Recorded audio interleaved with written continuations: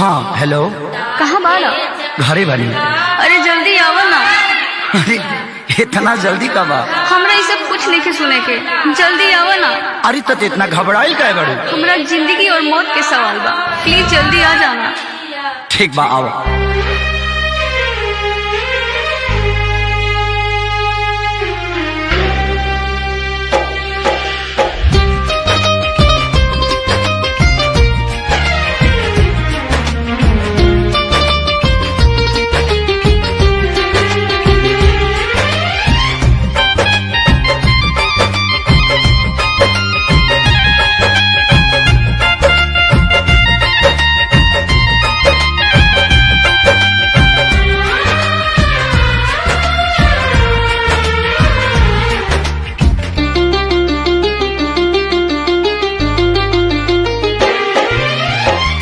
पागल के भइल बाटे पागल के दाता, आज हमरा पता चलल प्रेम के भाषा।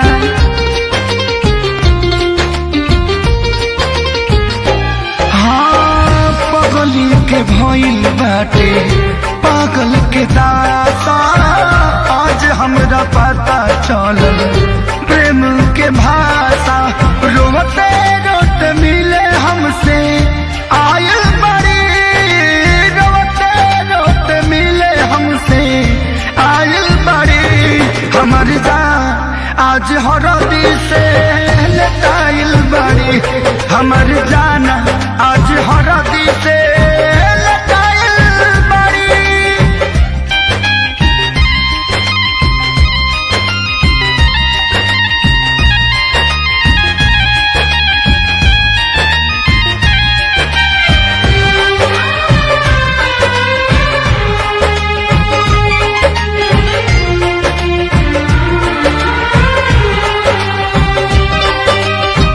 घर परिवार देख खोजत होई जा, छतिया पमुड़ी धके रोवा तारी एही जा।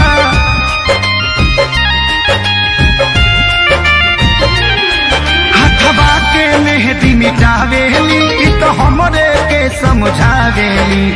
अखिया बाल राइल पागा लाइल बड़ी, अखिया बाल राइल पागा लाइल बड़ी। हमर जान आज हरद से लटाइल बड़ी, हमर जान आज हरद से लटाइल बड़ी।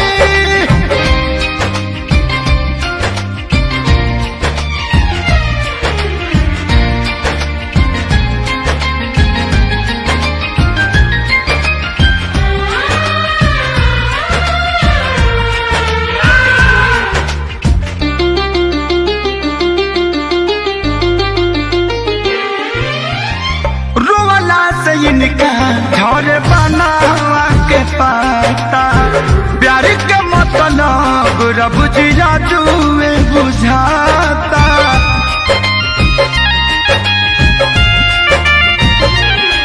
हम इनका से तनिको खफा नहीं थी, काहे की जान बेवफा नहीं थी। अखिलेश के खेसारी खाती भुलाइल बड़ी, अखिलेश के खेसारी खाती भुलाइल बड़ी। हमर जान आज हरद से लटाइल बड़ी, हमर जान आज हरद से लटाइल बड़ी। ए जान हम तो के छोड़ के ना जाए। सुना, कुर्बानी के नाम ही तो प्यार होला, और प्रेमी से बढ़ के परिवार होला। सबके इज्जत के बात बजान, तोहरा चले के परी। चल